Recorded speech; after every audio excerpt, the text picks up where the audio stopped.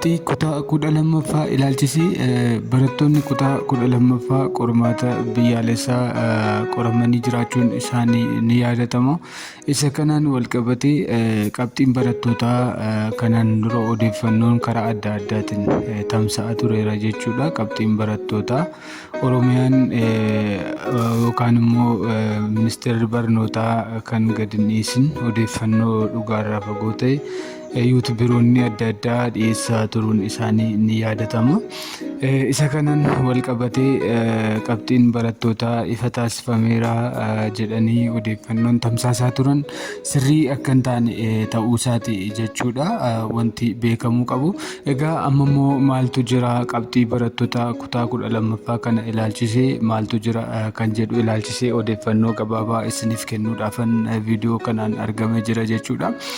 Bara kana yookaan bara 2017 bara barnootaa kanatti barattoonni akka guutuu Oromiyaatti 580,080 qormaata biyyaalessaa kutaa 12ffaa kana qoramuun isaanii akkuma jirutti ta'e bu'aan kutaa 12ffaa hanga yoonaa hin gadhiifamin jiraachuu fi barattoota dabalatee maatiin barattootaa burjaajii irraa akka of qusatan tajaajilli madaallii barattootaa fi qormaata biyyaalessaa ergaa isaatiin beeksiseera yookaan immoo ergaa dabarseera jechuudha.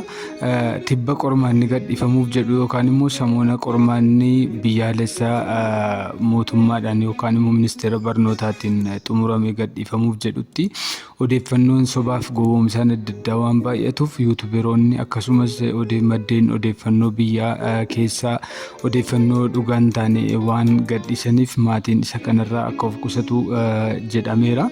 Karaa biraatiin qaammee 4 gadhiifamuuf yaadamee kan ture qormaanni qabxiin firiin qormaata biyyoolessaa kuni haala gaariin qulqulleessuun qulqullinaan maatiif barattoonni kan itti gammadan yeroodhaan biraan ga'uudhaaf yeroo hin beekamnetti achi siquu isaatti kan dhaabbanni kun beeksise jechuudha. Kana hubachuudhaan barattoonniif maatiin barattootaa qabxiin barattoota keessanii kun yeroo gadi dhiifamu odeeffannoon miidiyaa mootummaatiin dursee waan darbuuf odeeffannoo miidiyaa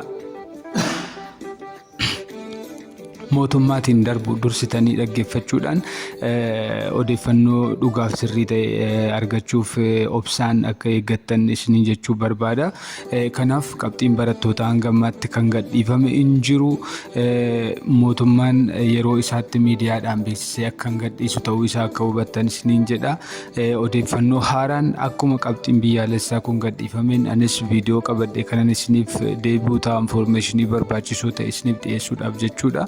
Viidiyoo kana laayikii godhaa, sabiskiraayib, sheer gochuun dagatina.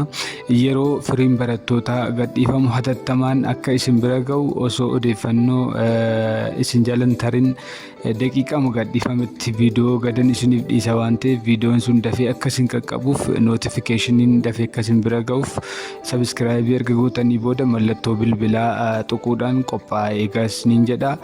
Hedduu galatoomaa nagaan turaa carraa gaarii barattoota keenyaaf.